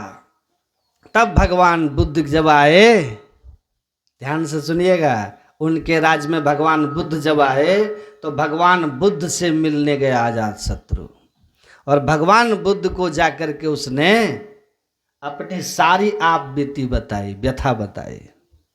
कि मैंने जो किया भगवान वो ऐसा अपराध है, मैं क्या करूं। तब भगवान बुद्ध ने कहा कि जो तुमने किया वो क्षम्य नहीं है राजन, बहुत बड़ा अपराध किया है, उसका कोई प्रायश्चित नहीं है। माता पिता जिंदा जागृत देवता हैं, मातृदेवो भवः पितृदेवो भवः। माता पिता जिंदा जागृत देवता हैं और उनके साथ तुम्हारा ऐसा क्रूर व्यवहार, महापाप किया। लेकिन तुम्हारे पिता प्रजा के बड़े देख रेख करने वाले थे, तो प्रजा की तुम भी देख रेख करो और प्रायश्चित करो। वो भगवान बुद्ध के शरण में हो गया अजातशत्रु। भगवान बुद्ध ने तब एक बात कही उनको, कहा तुमने बहुत बड़ा पाप किया, लेकिन तुम्हारे पिता ने अपने जीवन में एक चूक की थी, एक चूक की थी तुम्हारे पिता ने। कहा क्या? कहा तुम्हारे जीवन में सब सुख सुविधा तुमको दिया है? स्वयं मेरे पास तुम्हारे पिता आता था सत्संग में, लेकिन तुमको कभी नहीं लाया, तुमको कभी नहीं लाया। और तुम सत्संग में नहीं आने के कारण तुम्हें ये विवेक ही नहीं हुआ, तुम विवेक ही नहीं पाए कि माता पिता के साथ मनुष्य को क्या व्यवहार होना चाहिए। मातृदेवो भव, पितृदेवो भव, आचार्य देवो भव। माता पिता और गुरु इस धरती पर 3 जागृत देवता होते हैं। इसलिए कहा जन्म हेतु ही पितरो पूजनीयो प्रयत्नतः, गुरु विशेष तो पूज्यो धर्मा धर्म प्रदर्शक। माता पिता ने मनुष्य शरीर रूपी तुमको ये मनुष्य शरीर दिया, देव दुर्लभ मनुष्य शरीर दिया, उन्हीं से तुम्हारा ये शरीर बना था। बहुत सुख सुविधाएं दी, लेकिन धर्माधर्म प्रदर्शक, धर्म और अधर्म का ज्ञान देने वाला, विवेक देने वाला गुरु होते हैं। मेरे पास तो कभी नहीं लाया, सत्संग में तुमको नहीं लाया, और इसलिए तुम को ये विवेक ही नहीं हो सका, धर्म अधर्म का तुम भेद ही नहीं जान सके, और इसलिए तुमसे ये चूक हो गई। वेद व्यास जी महाराज ने लिखा है, अमरनाथ परदाराश्च तथा अभक्षस्य भक्षणात् अगोत्र धर्माचरणात् क्षिप्रम न्यस्यति वैकुलम। वेद व्यास जी कहते हैं कि कुल की, किसी के कुल का अगर नाश करना है तो वो कुल का नाश कोई बाहर से नहीं करता है। ध्यान से सुनिएगा, रावण का कुल का नाश कैसे हुआ था? हनुमान जी ने क्या कहा था रावण को? हनुमान जी ने क्या कहा रावण को? ऋषि पुलस्त जस विमल मयंका तय ससीमा हो कलंका।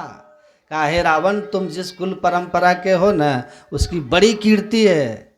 जैसे तुम इतने महान कुल के हो, लेकिन तुम अपने इस करनी से पर नारी का हरण और मांस खाए करी मदिरा पाना, ये मांसाहार और मदिरा पान पर नारी हरण, ये दुष्कर्मों के कारण तुम अपने उस धवल चंद्रमा के ऊपर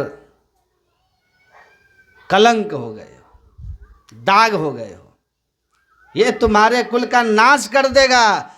जहाँ सुमति तहाँ संपत्ति नाना, जहाँ कुमति तहाँ विपत्ति निदाना।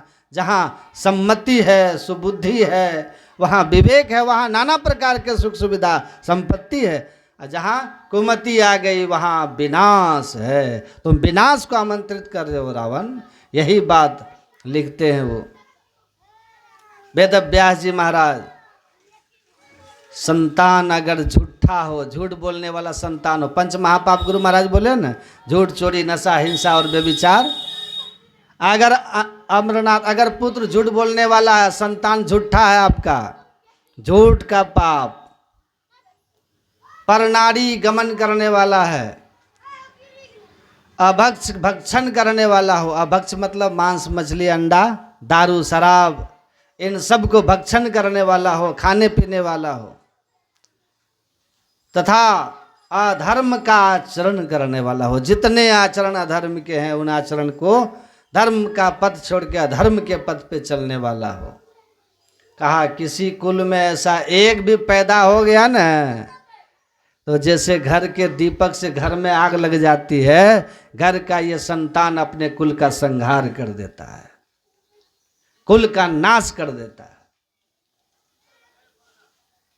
तो कहा भगवान बुद्ध ने अजात शत्रु को कि तुम्हारे पिता ने तुम्हारे जीवन में सब सुख सुविधा दी थी, लेकिन कभी तुमको सत्संग में नहीं लाया था, और इसलिए तुम धर्म को अधर्म को समझ ही नहीं सके, विवेक नहीं हो पाया। तो विवेक कहाँ से होगा? विवेक किसी दुकान में थोड़ी मिलता है, धन पैसे से थोड़ी खरीद सकते हैं। विवेक मिलता है सत्संग से।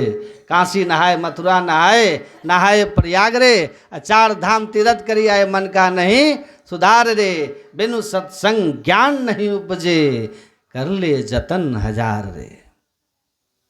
1000 उपाय कर लीजिए, बिना सत्संग के ज्ञान नहीं होगा, विवेक नहीं होगा, पाश्विक प्रवृत्ति बनी रहेगी। इसीलिए कबीर साहब कहते हैं तुम सत्संग नहीं करते हो, नहीं जाते हो साधु संग, इसलिए नहीं जानते हो। अरे संत सत्संग की इतनी महिमा है, क्या बहुत लाभ है, कह नहीं सकते हैं। इस सत्संग में लाभ बहुत है।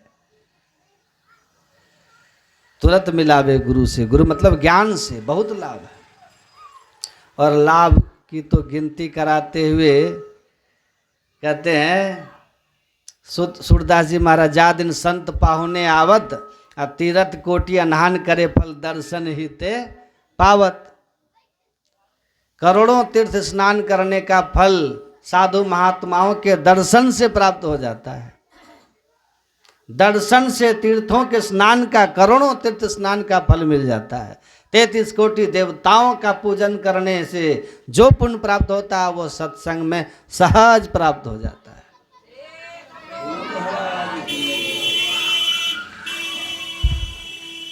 और आपने सुना होगा कि 4 फल की प्राप्ति होती है, सुने ना?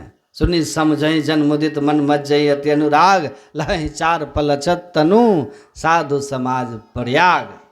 धर्म की प्राप्ति, सुख की प्राप्ति, शुभ भोग की प्राप्ति, धर्म की प्राप्ति और अंततः मोक्ष की प्राप्ति, सब सत्संग से होता है। गुरु महाराज कहते थे धरती से जैसे अनेक तरह के फल फूल अन्न उपजते हैं जिससे हमारा जीवन सुखी होता है, उसी तरह से सत्संग से सभी प्रकार के लोक परलोक सुखी हमारा हो जाता है। तो सत्संग ठीक ठीक करना चाहिए। सत्संग के महिमा को बताते हुए कहा कि 2 तरह का सत्संग होता है, अंतर सत्संग, बाहर सत्संग, धर्म कथा बाहर सत्संगा, अंतर सत्संग ध्यान अभंगा। इसलिए वेद भगवान ने कहा बाहरी सत्संग ये धर्म कथा है जिसको आप सुन रहे हैं, समझ रहे हैं, इससे विवेक होता है। विवेक होता है कि मनुष्य को क्या करना चाहिए, मनुष्य को कैसे होना चाहिए। तो फिर सदगुरु पशु मानुष करे, मानवीय गुण हम में आ जाता है। सदाचार मतलब झूठ चोरी नशा हिंसा व्यभिचार जैसे पाप कर्म हम छोड़ देते हैं। खान पान हमारा पवित्र हो जाता है। हम संसार के कर्तव्य का निर्वाह ईमानदारी से करते हुए परमात्मा की भक्ति करने लग जाते हैं। हम सही अर्थ में तब मानव हो जाते हैं। अब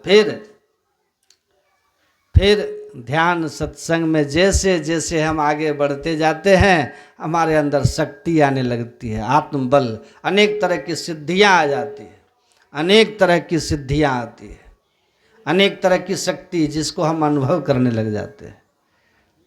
फिर हमारे अंदर शक्ति बढ़ते बढ़ते इतनी बढ़ जाती है कि हम देवताओं के समकक्ष हो जाते हैं।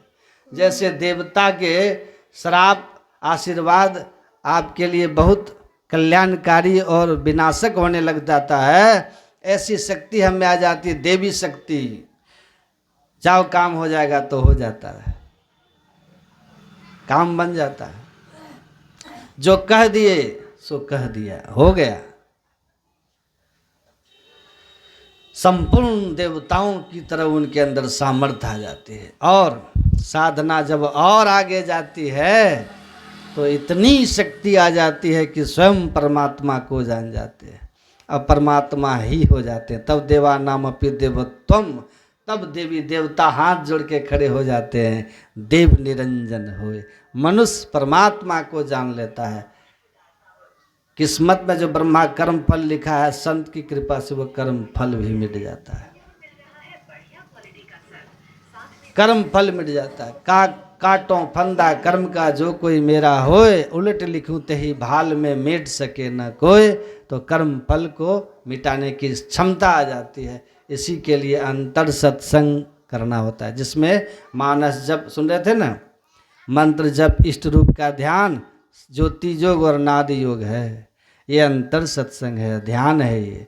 इस ध्यान की विधि को जान के कीजिएगा तो जैसे पेट भरता है ना, भोजन वाले करने वाले को तो अनुभव होता है कि मेरा पेट भर रहा है, वैसे ध्यान करने वाले को अपने अंदर में जब आध्यात्मिक शक्ति बढ़ती है ना, तो उसको भी महसूस होता है कि मेरे अंदर में शक्ति आ रही है, अनुभव होने लग जाता है।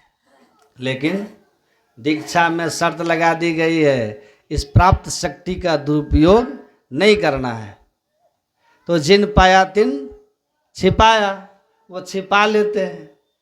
तो एक आदमी हमको क्या बोलता है कि 10-10 रुपया के लिए हरिद्वार में महात्मा सब भंडारा खाते फिरता है, लाल कपड़ा पहन के, सब निकम्मा महात्मा बन गया है। बोल रहा था, हम हंस रहे थे, हम सुन के हंस रहे थे। तो बोल रहा है कि आप हंस काहे रहे हैं?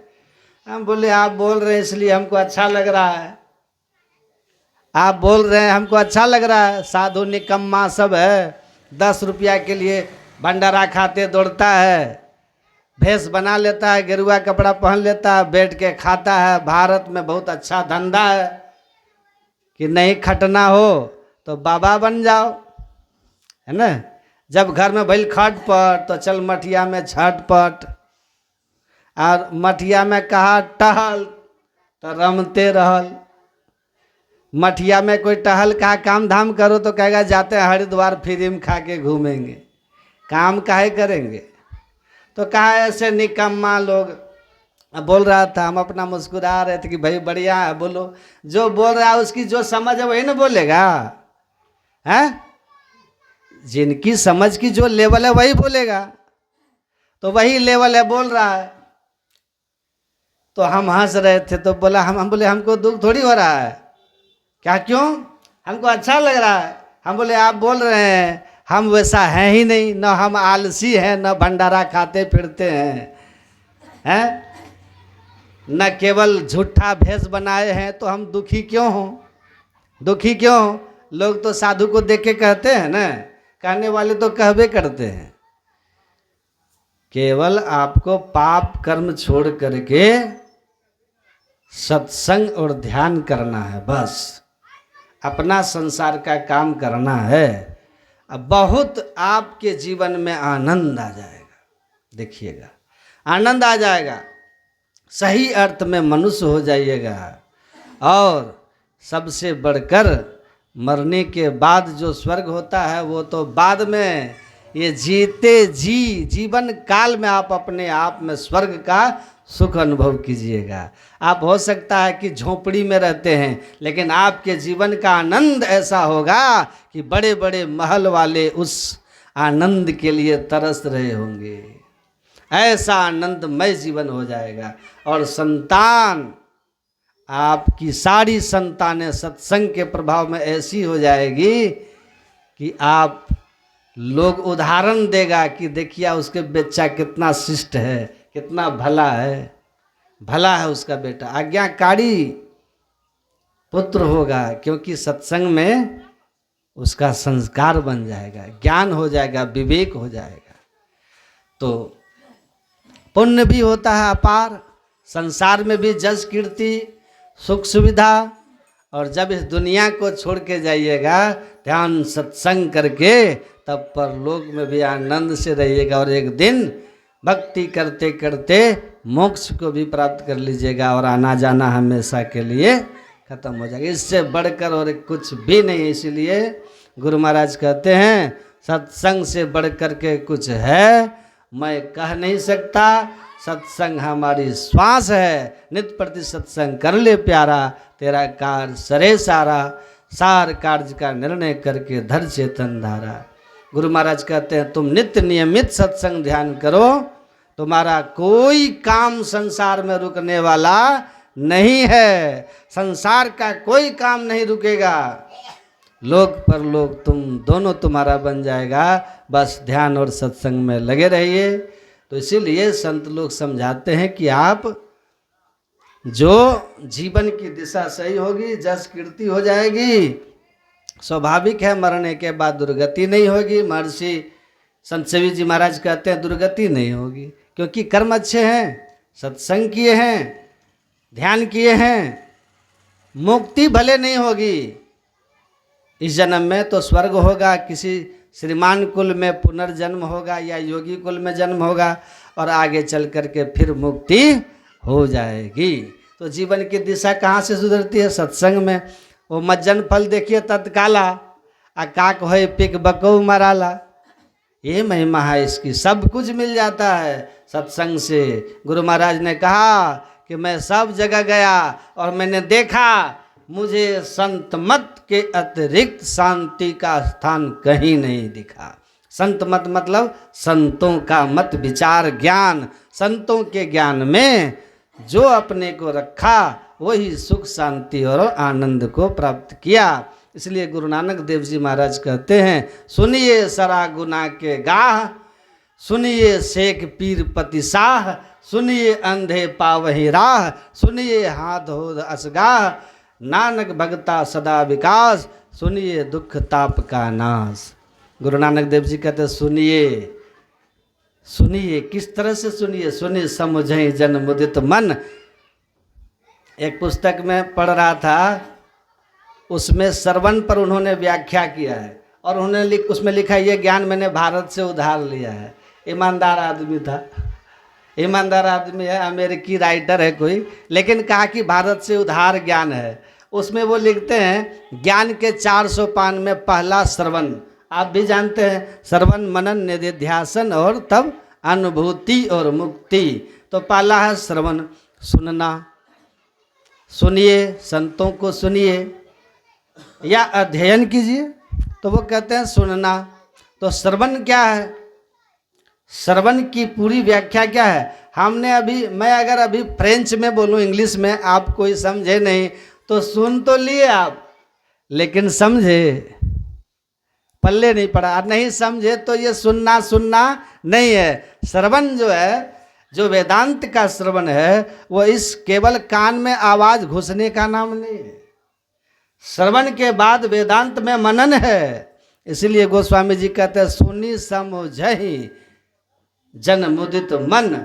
सुन रहे हैं और उसको ठीक ठीक समझ रहे हैं। जब सुन के समझ रहे हैं तब बाद में चिंतन होगा, मनन होगा कि जो मैं सुना समझा वह ग्रंथ के और तर्क के कसौटी पर ठीक है कि नहीं है। तब ना गुरु महाराज कहते हैं सत्संग कैसे करना चाहिए? तो सतजन सेवन करत नित्य सत्संगति करना, वचन अमीय ध्यान श्रवण करी चित्त में धरना, श्रवण करी चित्त में धरना। श्रवण किया बाद चित्त में कब आएगी बात? जब समझ में आएगी। तो जो सुना वो आपके समझ में आनी चाहिए। इसीलिए अगर समझ में नहीं आए, मनन करत नहीं बोध होए तो पुनि समझिए। आप चिंतन कर रहे हैं लेकिन कहीं ना कहीं शंका आ गई मन में, समझ अटक गया, तो पुनि समझिए, फिर से समझिए। अरे हारे में ही समझ बोध जो हो रनिता सम कर लीजिए। और ठीक ठीक समझ के बोध हो जाए तो अपना रहनी उस अनुकूल कर लीजिए। तो श्रवण का मतलब केवल सुनना नहीं है, श्रवण का अर्थ है जो सुन रहे हैं वो समझ में भी आना चाहिए, और जब समझ में आए तो फिर बाद में उस पर विचार होगा, तब कई तरह के शंकाएं आएंगी, और तब न वहाँ पर संशय दूर भगाए संत मत स्थिर करते, तब जो संशय होगा श्रवण के बाद, तो आप के संशयों का समन करके और संतों के ज्ञान के आप में स्थिर कर देंगे, तो फिर आपका जो है वो निधि ध्यान में आप आगे बढ़ने लग जाएंगे। तो इसीलिए गुरु नानक देव जी कहते सुनिए, संतों को सुनिएगा तो धीरे धीरे आपके दोष दुर्गुण निकल जाएंगे, काक होय पिक बको मराला की तरह दोष दुर्गुण निकल जाएंगे, और आप सारे गुणों के गाह मतलब गुणों के खजाना हो जाइएगा। अभी हम लोगों में बहुत दोष दुर्गुण है, पहले इससे भी ज़्यादा था, नहीं था? सत्संग सुनते सुनते सत्संग सुनना ध्यान करना इस तरह धीरे धीरे घटता गया।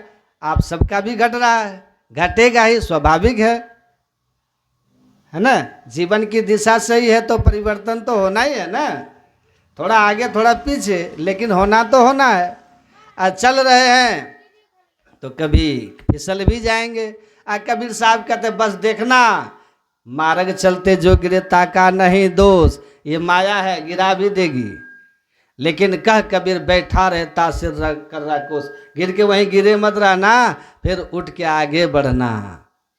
रत्नाकर वाल्मीकि बना है, तुम क्या हो जी? कुछ नहीं। इसलिए हमको कोई कहता है ना कि आदमी कभी सत्संगी नहीं बनेगा, मैं आपको एकदम हृदय से बता रहा हूँ, मैं आज तक कैसा भी कोई आदमी गलत दिशा की ओर जा रहा हो, लेकिन मैं कभी ये नहीं मानता कि वो सत्संगी नहीं बन सकता। रत्नाकर वाल्मीकि हो सकता है तो आदमी थोड़े अपने अंदर के पाप वृत्ति को नहीं छोड़ सकता है। हाँ, उसको कोई उस तरह के सामर्थ्यवान ज्ञान देने वाले मिल जाए, या वो सत्संग में ऊपर वाले की कृपा हो जाए और सत्संग में आने लग जाए, सत्संग सुनने लग जाए, सुनते सुनते धीरे धीरे जो है ना दुर्गुण निकलते जाएगा, अनुव्रत होते जाएगा, वो छोटा छोटा पाप छोड़ते जाएगा और अच्छे अच्छे गुण पकड़ते जाएगा। और जैनियों का अनुव्रत जैसे होता ना, छोटे छोटे पाप अब छोड़ो तब छोड़ो फिर एक छोड़ो, ऐसे ही सत्संग होते होते होते होते आदमी शुद्ध हो जाता है। लेकिन लग के रहिएगा तब न। पूज्यपाद महर्षि संत शिव जी महाराज कहते थे कोयला लाल हो जाता है ना, जब और उछल के गिर जाए कि हम लाल हो गए, तो धीरे धीरे फिर ठंडा होने पर काला हो जाता है। उसी तरह सत्संग में लग के रहिएगा तो एक दिन पूरी तरह से आपके दोष दुर्गुण निकल जाएंगे और सफ़ेद हो जाइएगा, संत हो जाइएगा। ये महिमा है सत्संग की। तो सारे गुणों दुर्गुण चले जाएंगे, गुणों के खजाने हो जाओगे। सुनिए शेख पीर प्रतिशाह, सत्संग सुनना आधार है, यहाँ से ज्ञान होगा, क्योंकि बिनु सत्संग ज्ञान नहीं उपजे। विवेक होगा, फिर जीवन की दिशा सही होगी, दीक्षा शिक्षा लेंगे, ध्यान साधना करेंगे, अंतर बाहर सत्संग में लगे रहिएगा, तो धीरे धीरे धीरे स्वाभाविक है ना कि आप अंततः सच्चे बादशाह हो जाइएगा, संत हो जाइएगा। सच्चा बादशाह संत होते हैं। चाह गई चिंता मिटी मनवा बेपरवाह, जाको कछु न चाहिए सोई शहंशाह। सच्चे बादशाह हो जाएंगे। और फिर अंधे पावहीं राह, ये जो विवेकहीनता के कारण अंधे बने हुए हो, कौवा अंधा ही सत असत विवेक है। जो सत्य और असत्य नहीं जानता, धर्म अधर्म नहीं जानता, वही अंधा बना हुआ रहता है। लेकिन जब सत्संग करता है तो उसका अंधापन दूर हो जाता है और रास्ता सूझने लगता है, धर्म का मार्ग दिखने लगता है, मोक्ष का मार्ग उसको सही सही मनुष्य जीवन का कर्तव्य समझने लगता है। इसलिए कहा सत्संगश्च विवेकश्च निर्मलम नैनद्वयम यस्य नास्ति नरसंधा कथम न स्याद मार्ग। जो सत्संग नहीं करता, विवेक के निर्मल नेत्र नहीं होती, वही वास्तव में अंधे होते। क्योंकि मानव जीवन पाकर मानव जीवन का जो सही दिशा है वो आत्मा न मोक्षार्थम जगत हिताय च, आत्मा को जन्म मरण के चक्र से छुड़ाने के लिए वेदांत जनित संत जनित उपदेश है। ध्यान, सत्संग और पाप कर्म से अपने को दूर रखना। जब इस तरह के जीवन में दिशा मिल जाती है, सही में वास्तविक आंख हो जाती है, ये विवेक की निर्मल नेत्र हो जाती है, सदगुरु की सदयुक्ति से जब हम साधन करने लग जाते हैं, तब अंत में दिव्य दृष्टि भी हो जाती है और आत्म दृष्टि के साथ ही संतत्व की प्राप्ति होकर परम कल्याण हो जाता है। तो सत्संग लागी रहो रे भाई, तेरी बिगड़ी बात बन जाई। अनित प्रति सत्संग कर ले प्यारा, तेरा कार सरे सारा, सरे सारा। सारे कार्य का निर्णय करके धर चेतन धारा। गुरु महाराज कहते हैं, तुम नित्य नियमित सत्संग ध्यान करो, तुम्हारा कोई काम संसार में रुकने वाला नहीं है। संसार का कोई काम नहीं रुकेगा, लोक परलोक दोनों तुम्हारा बन जाएगा। बस ध्यान सत्संग में लगे रहिए। तो सत्संग के बारे में और भी बोलिए प्रेम से श्री सद्गुरु।